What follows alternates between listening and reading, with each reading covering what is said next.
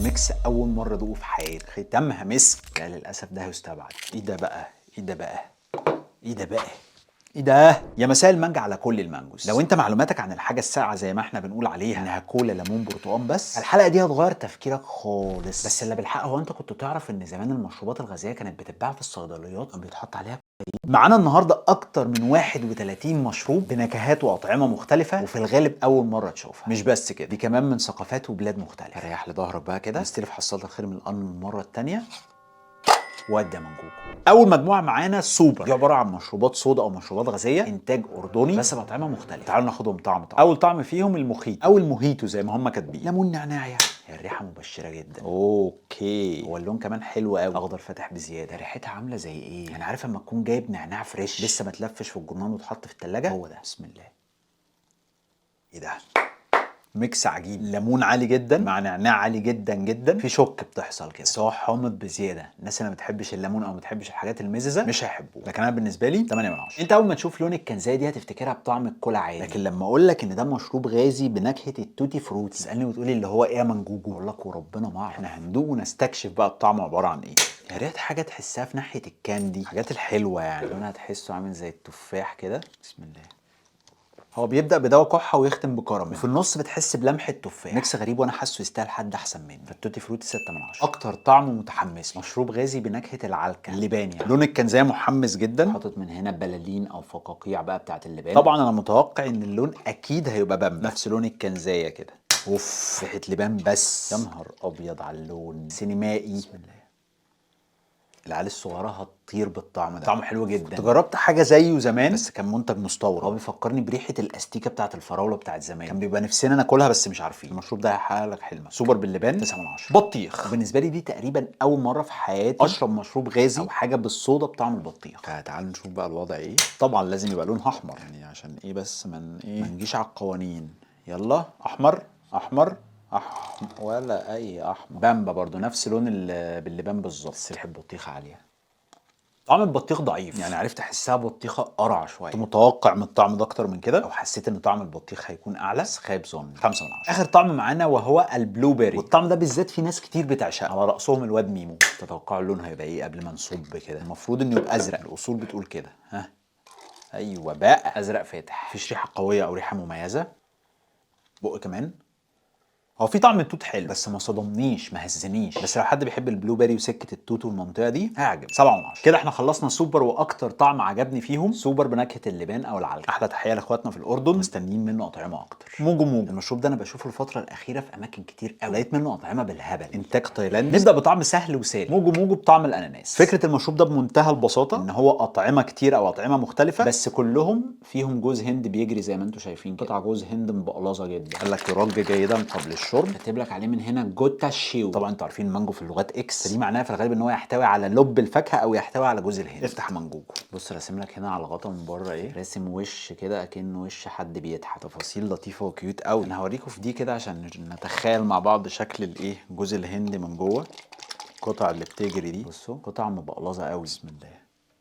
ده حلو ده. العصير سكره مش عالي، القطع اللي جواه كتير قوي. يعني لو انت بتحب الراني وبتقعد تمصمص في اخر حته اناناس كده في الكنزايه، تقطع الكنزايه وتعور نفسك عشان تاخدها، المشروب ده يشفي غليل. بدايه حلوه من الاناناس. 8 من 10 عشان حاسس ان انا هلاقي حاجات اجمل. اللون ده بقى شددني جدا، اللون البامبا ده كده، ده بطعم الليتشي. كلنا طبعا عارفين الليتشي، يعني لازم كل يوم قبل ما انام لازم اكل فاكهه الليتشي. الليتشي هي من الفواكه الاسيويه اللي بتكون بالشكل ده كده، بيكون القشره بتاعتها حمراء، من جواها بيبقى فيه كوره كده، الكوره دي بيبقى لونها ابيض، تبقى زلاليه الملمس شويه بس بيبقى طعمها حلو. بسم الله. هو اللي محل الازاز دي جوز الهند، القطع اللي جوه، لكن طعم الليتشي بعيد قوي. طعمه ده 6 من 10. مانجو، مش عارف بقى ازاي يعرفوا يظبطوا طعم المانجا مع جوز الهند. ريحه المانجا حلوه بس مش طبيعيه، بس المانجا اللي هي النكتار. طعم عصير نكتار برضه. المحليه فكره جوز الهند ان انت عمال تمضغ فيه، لكن الصراحه مش قادر اتحيز، مش هاخد اكتر من 6 من 10. موجو موجو بطعم الباشن فروت، برضه الباشن فروت من الفواكه الاسيويه، بيبقى جواها زي بذور كده، تبقى مززه جدا. وعلى فكره من فتره قريبه كده بدا يتزرع في مصر. طعم الباشن فروت مميز قوي، احلى من الليتشي، في سنه مزازه بسيطه كده، وموديني على طعم الباشن فروت بجد. فالباشن فروت 8 من 10. بلاك كورن، مش عارف يعني ايه كورنت، بس هي مرسوم صوره توت اللي هو التوت الاسود او بلاك بيري، يعني اللون الازرق ده الصراحه شكله فيها جامد قوي. سنه بسيطه قوي طعم توت، بس حاسه ميه شويتين اكتر من اللي فاتوا. فالبلاك كورنت او التوت الاسود 6 من 10 كده. بيبقى اكتر طعمين عجبوني في موجو موجو الاناناس والباشون فروت. ندخل على المجموعه الثالثه. طب ما تيجي اصدمك في حاجه قبل ما ندخل على المجموعه الثالثه. عندك فكره ان المشروبات الغازيه او مشروبات الصودا هي ثالث اكتر المشروبات اللي بتتشرب على وجه الكوكب ده، تعتبر من اهم المشروبات المفضله عند البشر. بس معلومتك بقى ان المشروبات الغازيه اول ما ظهرت كانت بتتباع بس في الصيدليات. مش بس كده، دي كانت واخده ساعتها براءه اختراع، وفي الوقت ده كانوا بيعتبروها منشطات طبيه. وده عزيزي المنجوج لان مكوناتها كانت عباره عن تبغ وكافيين اعوذ بالله من غضب الله. لما اكتفوش بكده، ده كانوا بيسوقوا لها ساعتها ان هي العلاج المعجزي، حاجه زي ابلكس كده. وكانوا بيسوقوا للمشروب ده ان هو هيغير حياتك كلها وهيخلي مودك ونفسيتك فوق السحاب. يعني كل ده بتعمله الكنزيه البريئه اللي بجيبها من عند ابراهيم عزمي. اديو عباره عن مشروب غازي بس خرمان، كل ازازه من دول طعمين على بعض. تعالوا نبدا باول طعم. بس قبل ما نبدا مش تقولوا لي ان المانجا ما كانتش منوره عدل من فوق؟ نورتها. تعالوا نبدا بدايه عنيفه، جنزبيل وليمون. اديو ده من المشروبات اللي ظهرت من فتره كبيره، بس بعد كده ما اعرفش ليه اختفت. على اساس بقى ان انت بتعمل كده وفيست وبتاع. اديو طبعا مصري، عملت فيست. اللون اهو مدي كده على سنه ايه صفار، ريحته زنجبيل قوي. بسم الله. ايه ده؟ انت مبشوم دايما بيطلع على مناخيرك. طعم زنجبيل عالي، الليمون مش باين قوي مع الزنجبيل، حلو ومختلف لو انت بتحب الميكس ده مع بعض او لو عندك برس. بالنسبه لي 7 من 10. هنا بقى في حاجه انا مش فاهمها. الخرمانت ده بطعم التنجرين والمندرين، واللي انا اعرفه او فاهمه ان الاثنين يعتبروا يستفاد. هل في فرق بينهم ولا لا؟ ما اعرفش. لو حد يعرف يكتب لي في الكومنتات ويعرفني. لون الفانتا والمريندا. بسم الله.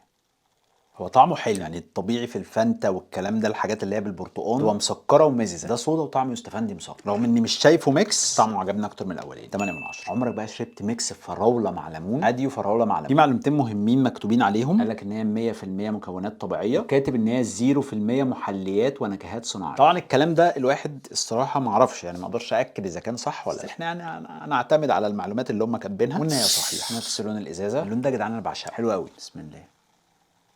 ميكس اول مره ادوقه في حياتي. طعم الفراوله حلو بس الليمون عالي قوي، وانا الصراحه احب اشرب الفراوله لوحدها، فبالنسبه لي مش قوي. 7 من 10. توت وليمون. انا مش عارف ليه هم معتزين بالليمون قوي كده، يعني حاطين الليمون مع كل حاجه. عندكم مزرعه موالح مثلا، اللون مش متناسق قوي مع الحدث، حاسه المفروض يبقى ايه في الازرقات. طعم التوت حلو بس نفس فكره الفراوله برضه. ليه احط ليمون مع توت؟ تسيبها سالكه لوحدها. 7 من 10. بس عندي تعليق على اديو، كواليتي او الجوده بتاعتهم حاجه محترمه، كجوده ازازه، تغليف، الوان، طعم. هي بس الميكسات ممكن يكون ليها ناس معينه، مش كل الناس ممكن تحبها. ده بطعم العنب والتوت، اظن ده يبقى حاجه حلوه قوي. اوه لونه جامد قوي، بحسه عناب بس فاتح. هو حلو، طعم عنب حلو، طعم توت كويس. مفيش بقى مزازه الليمون القويه قوي اللي كانت في اللي فاتوا، بس هو في سنه بسيطه كده مودياك على دواء كح، لكن مقبول بالنسبه لي اكتر من اللي فات. 8 من 10. كرامبيري اند راسبيري، والاثنين نوعين من انواع التوت. بالنسبه لعبد الله مفهوم التوت في حياته الشجره اللي كانت عند بيت جدي اللي كنا بنحتفها بالطوب، والتوت يسقط كده وناكله من غير ما نغسله. اكيد ده مش صح. حاسس انها هتبسط في البتاع ده. نفس اللون اللي فات، ختامها مس. هي الازازه دي اللي انا بدور عليها من بدايه ادي. ميكس توت لذيذ قوي، مسكر مش مزز، ولونه في الشياكه قوي. 9 من 10. واكيد ده احسن طعم عجبني في ادي. تيجي ارجعك بالزمن ورا شويتين ثلاثه، حاجه نوستالجيا خالص. بيست از ذا بيست. جيل الثمانينات والتسعينات ما كانوش يعرفوا في حياتهم غير العصير ده بالشكل ده بالاطعمه دي. بس اللي انا استغربت ان انا لقيته جدا. يس، ده عصير ظهر كده في فتره معينه، كان بيتشرب بطريقه مختلفه كده من فوق، بتاع دي بتتشد كده وتقعد تشفط، بعد كده اختفى خالص. لقيته رجع تاني، فقلت لازم اجيبه ونجرب. اكيد بيست انا ما اقدرش اديله كام من 10 والكلام ده، احنا بس هنشوف طعمه هو ولا. نبدا طبعا بالكوكتيل لان ده اشهر طعم كان موجود زمان. لازم تاخد معاه الشفاطه دي، مش هنضيع الحلقه ونضيع عمرنا ان احنا نحاول ندخلها من هنا. تقوم قلبها على ظهرها كده، وتجيب السن اللي هو الايه المدبب اللي هو ده مشطور كده، وتقوم ايه خاطفها كده. بسم الله. كان في حاجه قريتها قبل كده، قال لك انك ساعات لما بتشم ريحه معينه او بتاكل حاجه بطعم معين بتجيب لك في دماغك ميموري او ذكرى كده من زمان. اول ما شفطت الشفطه دي افتكرت عم حمد ابو ستيط الله يمسيه بالخير. تاخد المصروف واشتري واحده بيست واطلع فوق السحاب. طعم الكوكتيل ده كان الطعم المميز او الطعم الغالب فيه كان الجوافه مع شويه اطعمه فاكهه تانية. طعمه التيبيكال هو بيست بالمانجا، كنت بحبه برضو. طعم المانجا اللي فيه كان طعمه مختلف عن اي مانجا بتدوقها او اي عصير مانجا بتشتريه. لازم تخطف، ركز كده. يا مانجو ايدك نعمت ولا ايه؟ كانتش بتجلي معايا زمان. ثواني بقى كده. ليه كده مانجوجو؟ بس خلي بالك المحاوله لو فشلت اكتر من مره البتاعه دي بتتني، مش تبقى سهله بقى. نجحت. بسم الله. لا المانجا مش زي زمان، طعمها اختلف. بس انا شفت عندهم ازايز كده، ازاز جربتها قبل كده كان طعم المانجا زي بتاعت زمان بالظبط، لكن دي للاسف اختلفت. التفاح، وده كان اقل طعم انا بحبه فيهم. بسم الله. طعم التفاح قريب من زمان، بيبقى فيه طعم حمض كده، تحس التفاح خفيف شويه قريب. اكتر واحد فيهم زي زمان بالظبط هو الكوكتيل، يس بطعم المانجا، وده هو الطعم اللي كان موجود زمان. بس تشيل الغطا ده، تقوم جاي هنا وتقوم ايه ساحبها لفوق، بعد كده ايه تسقسق بقى. بسم الله يا ولاد اللعيبه. هو نفس الطعم بتاع زمان بالظبط. المانجا بتبقى تقيله، بيبقى طعمها حلو قوي. في مشروب زي ده بالظبط زمان، بس مش فاكر كان اسمه ايه، مش فاكر، كان لونه ازرق. اللي يعرف ضروري يقول لي عشان انا فضولي مش هيسيبني. ده بقى بطعم الكوكتيل، حاسه نفس اللون بتاع بيست. بسم الله. قريب قوي من طعم بيست، برضه طعم الجوافه هو اللي غالب. حلو ده، بس المانجا احلى. ده طعم الاناناس. لا يا راجل يا راجل، يعني حد يبقى بيعمل دول يعمل ده؟ طعم الاناناس بعيد قوي، تحس ان هو كده ايه، تحسه حمضان شويه. طب لو انت بقى رياضي ودبابه، تنزل الجيم وتشيل اوزان، اكيد محتاج حاجات تديك فيتامينات عشان تعرف تشيل. المشروبات الرياضيه 3 مشروبات بيعملوا حاجات مختلفه. طبعا ده اللي كان بيطلع ايه في ماتش الاهلي والزمالك، تبقى قاعد تتفرج والجون خلاص هيجي، تلاقي الشاشه قامت مقسومه نصين وطلع لك باور ايه. ده مش مشروب طاقه، ده مشروب فيه فيتامينات بي 6 وبي 3 وبي 12. تعالوا بقى نقرا كده مكتوب عليه اي حاجه تاني. لا انا اسف، انا محتاج اصحح حاجه. بي 3 وبي 5 وبي 6، وقال لك مصمم ليساعد في تقليل التعب والارهاق، ويساعد في زياده قدره التحمل اثناء التمرين، ويساهم في تحسين امتصاص الماء اثناء ممارسه الرياضه. ده كله كلام جميل خالص. وريني كده بقى، في اي حاجه تاني؟ ايه ده في حاجه انا ما خدتش بالي منها وانا بشتريه. لا للاسف ده هيستبعد. نشوف اللي بعده. ده مشروب ياباني مكتوب عليه اورونامين سي. اللي انا عرفته ان اورونامين دي يعني فيتامين، بس بالياباني. البنت اللي كانت واقفه هناك اللي كانت بتبيعه قالت لي ان الازازه دي بمقام 12 ليمونه مضروبين في بعض، حموضه. بس شوف لونه عامل ازاي، عامل له بقى زي فتيله امان هنا كده. ايه ده بقى ايه ده بقى ايه ده بقى ايه بقى اللون ده بقى ايه ده بقى يعني لون الصفار اللي هو الصفار اللي مش مريح ده. بسم الله يا بابا. ايه ده اورونامين قوي، ده دواء، ده المفروض يتباع في صيدليات، ده ما يتباعش في سوبر ماركت. هي البنت في الغالب غلطت، هم 50 ليمونه في بعض، طعم حموضه عالي قوي. فانا بالنسبه لي ما اعرفش الصراحه ممكن اجيبه في انهي ظروف. لو فرضنا ان عايز اشرب حاجه دافيه وليمون وبتاع، كوبايه الشاي بالليمون هتقوم بالواجب. الاورونامين ده 4 من 10 بالعافيه، درجات الحضور بس. مشروب كريستيانو رونالدو سي ار 7 بطعم البلو بيري او التوت الازرق، نفس فكره المشروب الاولاني، نفس اللون اللي هو اللون الازرق، بس ده فيه فيتامينات بي 6 وبي 12 ومغنيسيوم وكالسيوم وبوتاسيوم. انتاج مصري، ريحته حلوه. بسم الله.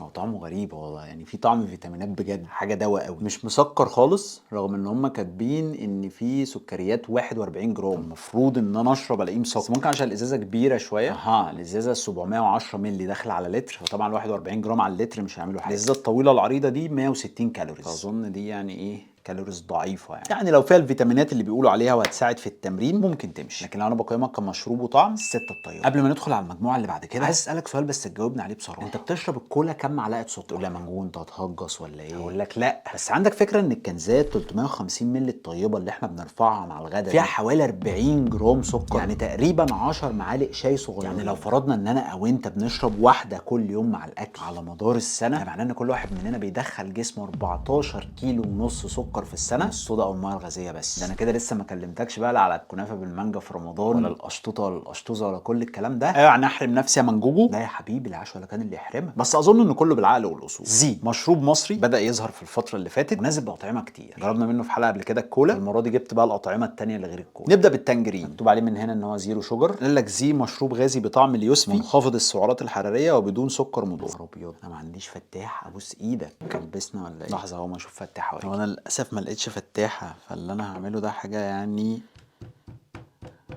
ما ترضيش احد. ما انا قدامي حلين، يا ما اجربهاش يا باظ المكتب. هقوم اشوف حل تاني. صرفت وفتحتها الحمد لله، بس بجد محتاجين نسهل الفتحه شويه، موضوع الفتحات ده اتلغى. بسم الله.